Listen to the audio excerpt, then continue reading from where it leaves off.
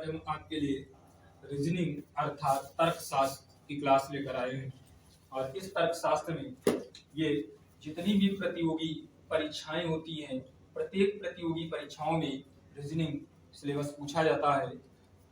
जो एसएससी है इसमें लगभग 25 क्वेश्चन पीटी में आते हैं, और जो तुम्हारे अदर एग्जाम हैं जैसे पुलिस है इसमें लगभग 30 से या कह सकते हो 40 से 42 क्वेश्चन पूछे जाने की संभावना रहती है।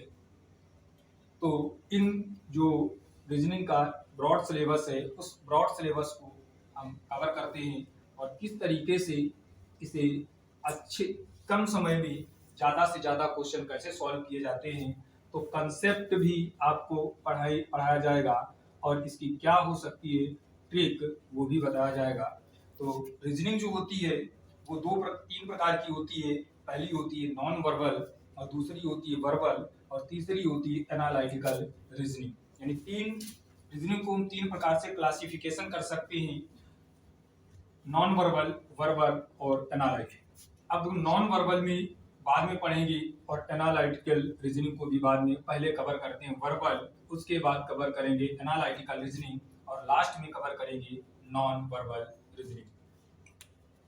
तो नॉन वर्बल रीजनिंग में जो पहला टॉपिक है जो टफ भी माना जाता है और कुछ स्टूडेंट सरल भी मानते हैं, लेकिन कोडिंग एंड डिकोडिंग थोड़ा टफ होता है, प्रैक्टिस की आवश्यकता होती है। जो जितनी ज़्यादा प्रैक्टिस कोडिंग एंड डिकोडिंग में करेगा उसकी क्लियरिटी उतनी ज़्यादा आएगी और प्लस स्पीड भी बढ़ेगी। तो कोडिंग डिकोडिंग का जो पहला चैप्टर है वो पढ़ते हैं कोडिंग एंड डिकोडिंग। अब कोडिंग डिकोडिंग में पहले तो ये पता होना चाहिए कि कितने प्रकार के क्वेश्चन बनते हैं कोडिंग डिकोडिंग में। तो कोडिंग डिकोडिंग में तीन प्रकार के क्वेश्चन बनते हैं। पहली कोडिंग जो होती है वो होती है तुम्हारी लेटर कोडिंग, और दूसरी जो होती है तुम्हारी वो होती है नंबर कोडिंग, और थर्ड प्रकार के जो क्वेश्चन बनते हैं वो बनते हैं मिक्स्ड कोडिंग। यानी ये तीन प्रकार के क्वेश्चन कोडिंग एंड डिकोडिंग में बनाए जाते हैं और इन्हीं से एग्जाम में क्वेश्चन आने की पूर्ण संभावना रहती है। अब पहला जो इसका टाइप पढ़ेंगे वो पढ़ेंगे लेटर कोडिंग का। जो लेटर कोडिंग है इसमें भी क्वेश्चन कई प्रकार की लेटर कोडिंग होती है। लगभग अगर देखा जाए तो 7 टाइप की लेटर कोडिंग के क्वेश्चन बनते हैं। पहला जो टाइप होता है वो तुम्हारा टाइप कहलाता है फॉरवर्ड लॉजिक। तो अब फॉरवर्ड लॉजिक क्या है? जब हम अल्फाबेटों को सीधे सीधे कोड कर दें उसी को कहते हैं फॉरवर्ड कोडिंग या फॉरवर्ड लॉजिक। अब जैसे हमने कहा हैंड को हमने कोड किया IBOE में। अब लेटर कोडिंग के लिए आपको जो अल्फाबेट होते हैं उनके नंबर भी याद होना चाहिए। H कितने नंबर पर आता है, A कितने नंबर पर आता है, N कितने नंबर पर आता है, D कितने नंबर पर आता है। तो देखो H जो है 8 नंबर होता है, A का 1 होता है और N का 14 होता है और D का 4 होता है।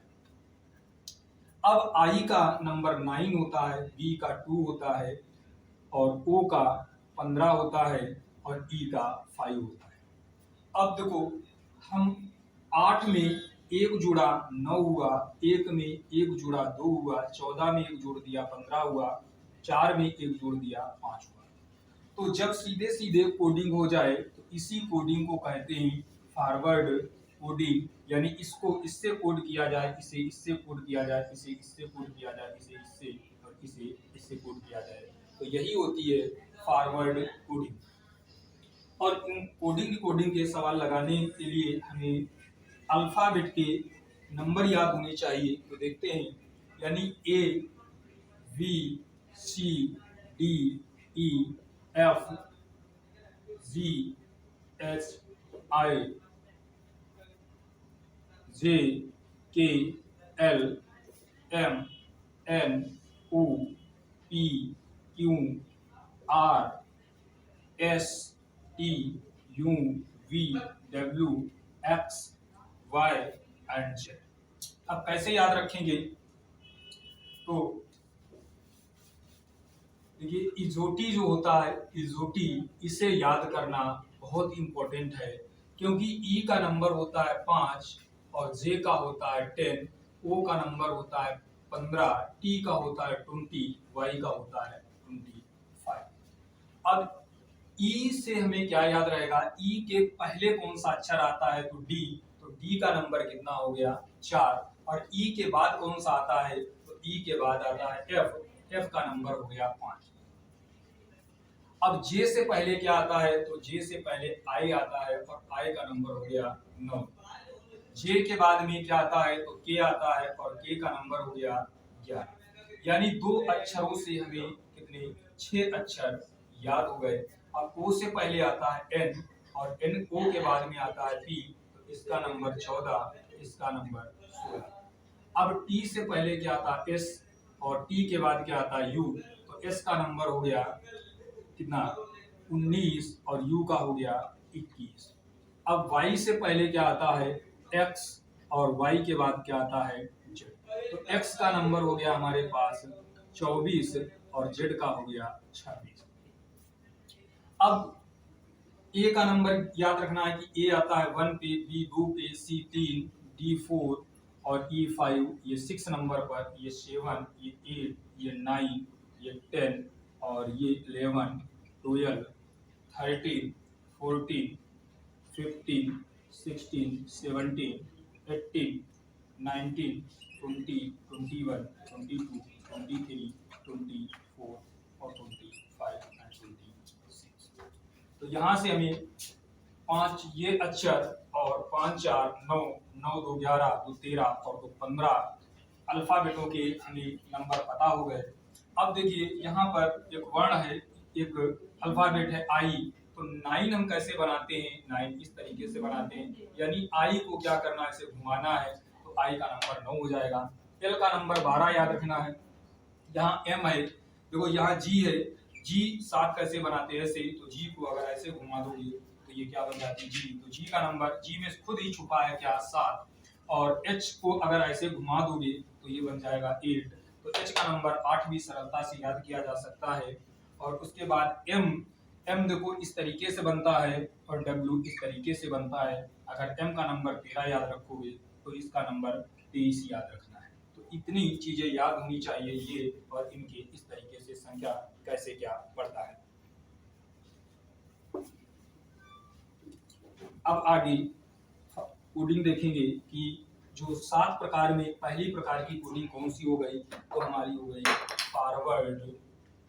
Forward forward coding, forward logic होता है लेटर कोडिंग में। तो फॉरवर्ड लॉजिक समझ गए, जो सीधे सीधे अल्फाबेट को क्या कर दिया जाए?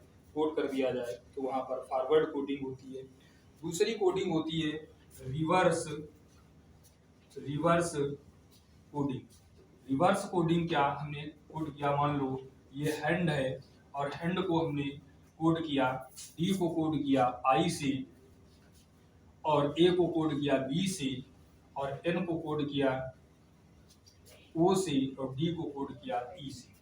अब देखो, अब देखने से हमें पता लगता है ये 8 हो गया, ये 1 हो गया, ये 14 हो गया, ये 4 हो गया, ये 5 हो गया, ये 15 हो गया, ये 2 हो गया, ये 9 हो गया।